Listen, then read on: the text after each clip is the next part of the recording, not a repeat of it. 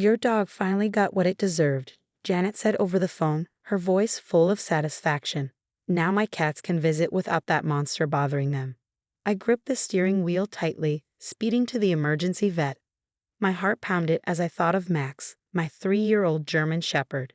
He had collapsed after breakfast, the same meal my mother-in-law, Janet, had prepared that morning. "What'd you do to Max?" I asked, my voice shaking with anger. "Oh, just a little something to calm him down," she said casually. "They'll be fine. Maybe next time you'll train your dog properly." I couldn't believe what I was hearing. Janet had always disliked Max, but this was beyond anything I imagined. Max wasn't just a pet. He had been my comfort after my husband, Mike, and I lost our baby. But Janet never understood. She hated Max, saying he was a poor substitute for the grandchild she would never have. As I reached the clinic, his staff rushed out with a gurney. "Mrs. Mitchell," Dr. Santos greeted me. "We need to run tests right away." "Do you know what happened?" I swallowed hard, explaining how Max had collapsed and how Janet had just called, bragging about putting something in his food. Dr. Santos's face darkened. "We need to document everything. This is a crime." My phone buzzed with messages from Janet. "Dogs are replaceable.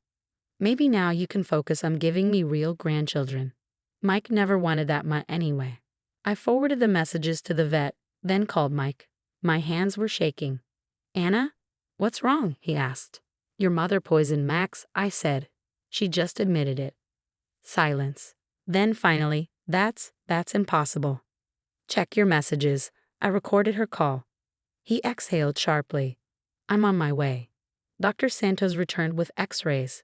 "We found small capsules in Max's stomach. We're sending them to the lab." This was done on purpose. "Will he survive?" I asked, my voice breaking. "We caught it early, thanks to you." "But Anna," she leaned in, "this isn't just about Max. People who do this often escalate. You need to be careful." Mike arrived, his face pale as he looked at the evidence. "I never thought. I knew Mom didn't like Max, but this." "She didn't just dislike him, Mike," I said, pulling away from his touch. "She tried to kill him. She enjoys hurting people." My phone buzzed again. Another text from Janet. "A dog isn't a child, Anna. Time to grow up." I showed it to Mike. His expression hardened. "The police will want to talk to her," I said. He nodded. "Good. It's time someone stopped her." Janet thought she could get away with it, but she had no idea this was just the beginning. The next few days passed in a blur of police reports, veterinary updates, and increasingly unhinged messages from Janet. Mike had moved us into a hotel temporarily, worried his mother might try something else while Max recovered at the animal hospital. "The lab results are back," Dr. Santos said during our morning update call. "We found a combination of prescription medications in those capsules. Some were pet medications, but others," she paused significantly, "others were human prescription drugs. Very specific ones." I sat up straighter. "What does that mean?" "It means your mother-in-law didn't just use random poison. These were carefully selected medications, some of which require special authorization to obtain. We've shared the findings with the police, and they're particularly interested in how she accessed these drugs." The implications hit me like a truck. Janet worked as a receptionist at a medical clinic. Had she been stealing medications? The thought made me sick. Mike was meeting with a detective when I arrived at the animal hospital to visit Max. My normally energetic shepherd was still weak, but his tail wagged when he saw me. Dr. Santos had said he was lucky. If I hadn't noticed his symptoms so quickly, the outcome could have been devastating. "Mrs. Mitchell," Detective Parker greeted me, his notebook open. "We've made some interesting discoveries. Your mother-in-law's employer has been very cooperative." Mike looked up, his face grim. "They've been missing medications for months, Anna. Small amounts, nothing obvious. But when they checked the logs against the lab results." Janet had access to everything found in Max's system, Detective Parker confirmed. "We've obtained security footage showing her accessing the medication storage area outside of normal business hours." I stroked Max's head, feeling him lean into my touch. "So this wasn't just about hurting Max?" "No," the detective replied. "This appears to be part of a larger pattern. We found evidence of other potential incidents. Your mother-in-law may have been experimenting with these medications for some time. Mike buried his face in his hands. I can't believe this. All those times she offered to help with Max's anxiety, saying she had special supplements. You didn't know, I said softly, though part of me wanted to scream. I told you so. I'd always refused Janet's offers to treat Max, trusting my instincts when she seemed too eager to medicate him. Detective Parker cleared his throat. We'll need to investigate other possible victims. Were there any other pets in the family who experienced unexpected health issues? Mike's head snapped up. My sister's cat died 6 months ago. Mom said she found it having seizures and tried to help, but his voice trailed off as the implications sank in. We'll need to speak with your sister, the detective said, making notes, and anyone else who might have had pets become ill after contact with your mother. Just then, my phone buzzed with a new message from Janet. I hear Max survived. Pity. But there are always accidents waiting to happen. Better watch him carefully. I wordlessly showed the message to Detective Parker, who immediately began typing on his phone. That's a direct threat. We're bringing her in for questioning now. As if on cue, we heard a commotion in the clinic's reception area. Janet's voice carried clearly. I'm here to check on my granddog. How dare you try to keep me away? Mike moved to block the door while Detective Parker stepped out. I held Max close, feeling him tremble as Janet's voice grew louder. This is ridiculous. I was trying to help. That dog is a menace. He needed to be dealt with. Anna's turned him against me, just like she turned Mike against me. The detective's voice was calm but firm.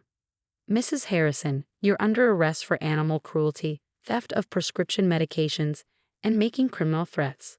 You have the right to remain silent. This is absurd, Mike. Tell them. Tell them how that dog ruined everything. Tell them how Anna chose a dog over giving me grandchildren. Mike stepped into the hallway, his voice stronger than I'd ever heard it. The only thing ruining this family is you, Mom. And it stops now. I heard Janet's outraged scream, followed by the sound of handcuffs clicking into place. Detective Parker's partner led her away, still shouting accusations and threats. Dr. Santos entered a few minutes later, looking shaken but determined. Well, that was dramatic. But I have good news. Max's latest tests show significant improvement. We should be able to send him home in a few days, with some precautions, of course. Mike returned to the room, his face a mix of relief and grief. Anna, I don't know what to say. All these years, I didn't want to see what was right in front of me. Mom wasn't just difficult or overprotective. She was dangerous. I reached for his hand, and this time I didn't pull away when he took it. We're going to need to make some changes, I said quietly. Real changes, not just temporary ones. He nodded, reaching out to pat Max with his free hand. I know, and I'm ready. No more excuses, no more trying to keep the peace. Mom needs help, professional help, and we need to protect our family. I looked at our dog, still weak but fighting to recover, and thought about how close we'd come to losing him. Janet's action hadn't just threatened Max. They'd revealed a darkness that had been poisoning our family for years. But as I watched Mike gently comfort our dog, I realized something had shifted. Sometimes it takes a crisis to open our eyes to the truth. Janet's attempt to destroy what she saw as a threat had instead destroyed her own power over our family. The detective's words lingered in my mind. This wasn't over yet. They were investigating other potential victims, and Janet's threats suggested she wasn't done. But for the first time in years, I felt like we were finally facing the problem together instead of letting it tear us apart. The months following Janet's arrest brought changes I never expected. The investigation uncovered a disturbing pattern. 3 other pets in the neighborhood had died under suspicious circumstances, all after Janet had helped watch them. Mike's sister Amy was devastated to learn her cat's death wasn't an accident, but her testimony proved crucial in building the case against their mother. The DA is offering a plea deal, Detective Parker informed us during a follow-up meeting. Given the evidence and the multiple victims, Janet's looking at serious charges. The clinic is also pressing charges for theft of controlled substances. Max had made a full recovery, though he remained wary of strangers near his food. We'd installed security cameras around the house and implemented strict protocols about who could access our home. The experience had left its mark on all of us.